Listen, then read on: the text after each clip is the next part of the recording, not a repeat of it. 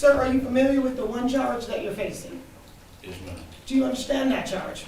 Yes, ma'am. As to that charge, how do you plead, guilty or not guilty? Not guilty. The fact that this indictment came down is a little hope, but we want justice for Pop. In a stunning twist in the 2-decade-old mystery, Dwayne Keefe D. Davis, a central figure in the Tupac Shakur assassination saga, has been taken into custody, shaking the foundations of the hip-hop world. But the ripples don't stop there. Now the spotlight turns ominously towards none other than whispers and allegations are swirling, suggesting Diddy's deep entanglement in the web of Shakur's tragic demise.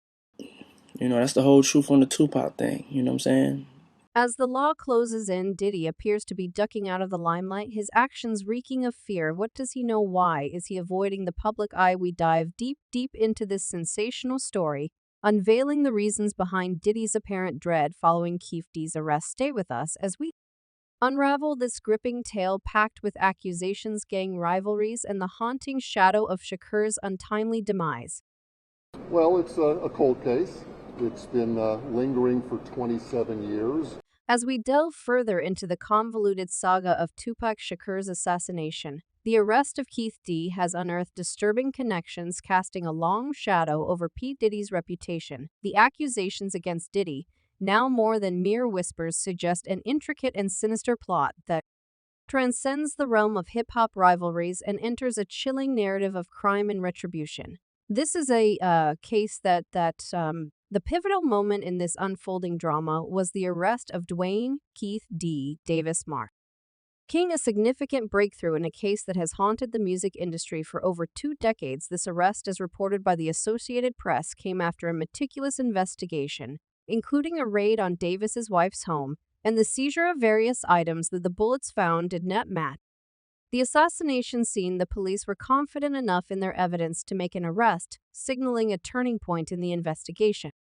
This is a case that Gravity of the situation intensifies when considering the allegations made by retired lap detective Greg Kading, who led a special task force investigating the assassinations of Shakur and Biggie Smalls, makes explosive claims in his documentary Murder Rap. He alleges that Sean Diddy comes hired kept the floor, a harrowing mission, the assassination of Tupac Shakur, and his manager Suge Knight for a staggering $1 million bail. A case that's 27 years old sometimes presents some challenges, but we feel very confident that the criminal justice system will work in this case. This accusation, if true, places Diddy at the epicenter of one of hip-hop's most tragic events. King's assertions are grounded in years of investigation and a confession he claims to have extracted from Keefe D. According to Kading, if his intention was to just get away with it, so to speak, it would have been very easy for him to not include all the details that he did. These details unnervingly point directly towards common involvement. Despite the gravity of these claims, the Los Angeles Police Department remains tight-lipped, neither confirming nor denying Kading's allegations. The silence from Diddy's camp is equally deafening, with no response to the claims made in the documentary. It's a silence that speaks volumes, further fueling the growing speculation and suspicion. His findings led him to conclude that Diddy hired Crips gang member Dwayne Keefe D. Davis to kill Shakur and Suge Knight. In a bold statement on a radio show, Diddy once referred to the assassinations as street issues, a comment that now seems laden with unspoken knowledge. His later dismissal of Kading's claims as pure fiction does little to dispel the mounting doubts about his involvement. How many people in music and Hollywood feared this guy? Did he, as if he's untouchable, and even the Diddy, while Diddy's public front remains stoic and dismissive of the swirling allegations behind closed doors. The narrative seems marked. Different sources close to Diddy reveal that he is not only closely monitoring Keefe D's case, but is actively involved in its proceedings through his legal team. Reports suggest that Diddy's lawyers have been in frequent contact with not just Keefe D's defense, but also with law enforcement. Officials and insider privy to these movements shared there's a lot of back and forth going on. It's not just watching from the sidelines, it's active engagement, meetings, calls, you name it. These behind scenes activities paint a picture of a man deeply concerned with the outcome of the case. It's one thing to keep an eye on a legal matter. It's another to be in the thick of it. The level of involvement here. It's not usual for someone who claims they have nothing to worry about had already attacked it.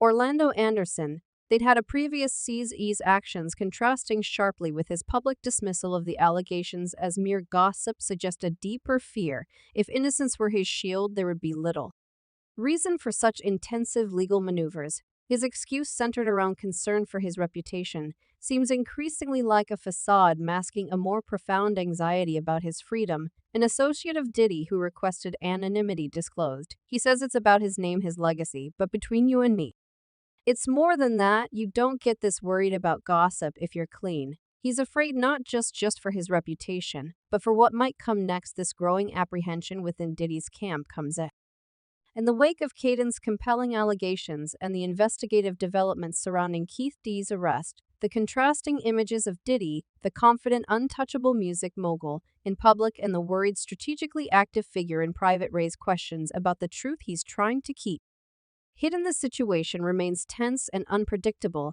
as new reactions continue to surface, keeping the public and authorities alike on the edge. The once clear lines between truth and rumor, innocence and guilt, are becoming increasingly blurred. The intricacies of the Tupac Shakur assassination case continue to thicken, with new revelations adding layers of complexity to an already convoluted narrative. Amidst this, Diddy situation grows increasingly precarious, with fresh statements emerging that cast further doubt on his claims of innocence. James McDonald, known as Mob James, a key figure from the era of the East Coast-West Coast rivalry, has brought to light some startling insights. McDonald, a former security enforcer for Death Row Records, spoke candidly about the atmosphere of fear and aggression that permeated the music scene. At the time, he asserted Diddy was scared of Suge New York, wasn't going to come down there and try to find Suge. That wouldn't have never happened. So when it happened with Tupac, our side had to feel like, okay, we can't just let that one go. McDonald's revelations paint a picture of a desperate and fearful Diddy driven to extreme measures by his terror of Sue Knight. His statement, "Puffy was so scared of Suge he had to put something somewhere to get Suge out the way," implies a motivation for Diddy to orchestrate a lethal response, further complicating Diddy's position. Are Key D's testimonies, according to recordings and statements. Key D has implicated Diddy in the orchestration of Shakur's assassination. What makes you say you lost your empire because of Puffy? Why you say that he claims that Diddy contacted a gangster associate named Eric Von Zip after Shakur's shooting to confirm their involvement. Key's allegation that Diddy was pleased upon learning that his entourage was behind the shooting adds a chilling dimension to the narrative. These years later, we finally find out that it was Orlando Anderson who pulled the trigger. Key D, who gave him the gun and set it up, and P. Diddy, who paid them. Done in an explosive claim from his book Compton Street Legend, Keefe D recounts a conversation with Diddy where the latter expressed his desire to eliminate Suge Knight and Tupac Shakur. Key D quotes Diddy as saying, "I have a couple of problems I need to be handled, big CEO Suge Knight," and packed this conversation, if it indeed took place, suggests a direct link between Diddy and the violent events that unfolded. "Give us anything for D, give you anything for these guys' head," he said it in front of all them. People, I can't believe. Key D's narrative extends further, alleging that Diddy paid for the hit, but was betrayed by Zip, who kept the money for himself. These allegations, while sensational, are protected by a legal agreement that prevents them from leading to prosecution.